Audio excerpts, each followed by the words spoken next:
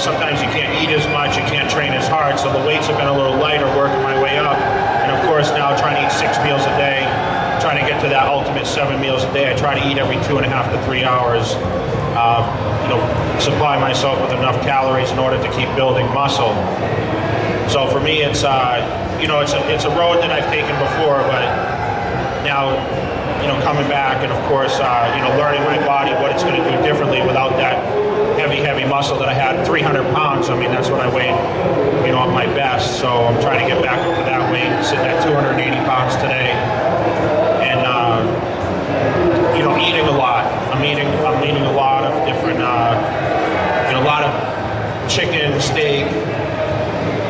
10, 12 ounces a meal. Typical diet for me, I eat upwards of 5 pounds of meat a day on a common diet. Fortunately for me, I get a sponsor now with all my meat, this company called Eat to Grow, which they send me every week a big cooler full of food. You guys probably seen it online. And that allows me to be able to keep my meals in. And of course, I eat 350 to 400 grams of protein a day, and my carbohydrates is anywhere between 600 to 900 carbohydrates a day, spread over 6 or 7 meals. So that's really what I try to shoot for on a daily basis in order to gain the weight back. You got to keep your body consistent. You got to eat every 2.5 to 3 hours, and of course have a good training routine and stay consistent with that.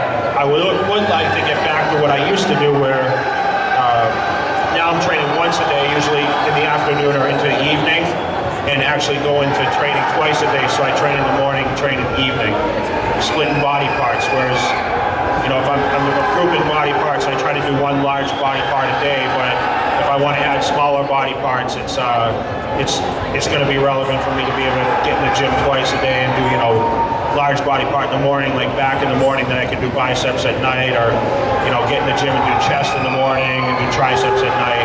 I like to split body parts. It's a lot better for the intensity. And of course, being a professional bodybuilder and being paid to what we do, it's a lot easier for us to have the time to be able to do that and portion the meals around that training schedule. I always try to stress, over and over and over, we talk about the training, and everyone knows that, of course, a bodybuilder gets to where they are at because of the training methods that they use. For me, I try to focus spreading the word on the diet, how important the diet is.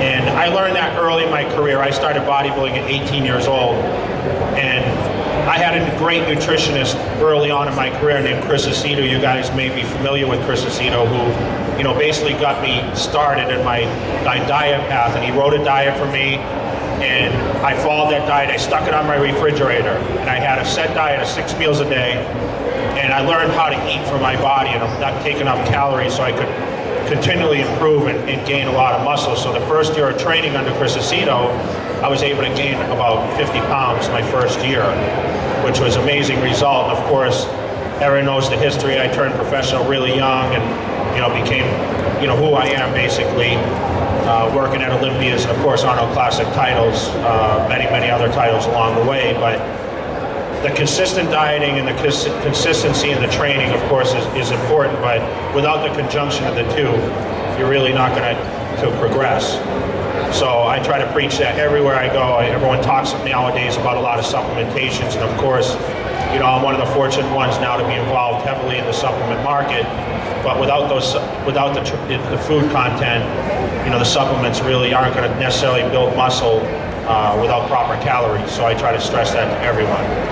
I think nowadays there's so much advertisement on the supplements in the magazines, people tend to forget really, what goes along with those supplements in order to build the ultimate body. And for me, I'm trying to build as lean muscle as possible and actually get as big as possible. And it is possible to do that. A lot of people have this misconception, you're going to put on body fat when you train. But it's about getting enough calories so you continually progress. What I try to do is take a two-week window, so I evaluate my body, look in the mirror, not necessarily by the scale, and I can look at my body and see the changes that are being made, and I know I have to eat more or eat less, where I put on muscle or I'm putting on body fat. And of course, even to myself, I go through those kind of changes. It's not necessarily a continuing pattern where I progressively get leaner and bigger. I mean, sometimes I'll put on a little body fat, I got to back down a little bit on the calories, but it's a rarity that I actually overeat myself because it takes so much for my body to eat. The process is very, very deep for, trying to supply a 300-pound body when I'm at my off-season peak, even ripping down to a 270, 265-pound physique for a competition. It's extremely hard. It takes a lot of calories to do that. So you have to be able to shift that. So my plan going into 2013 now is to get a little bigger, stay leaner.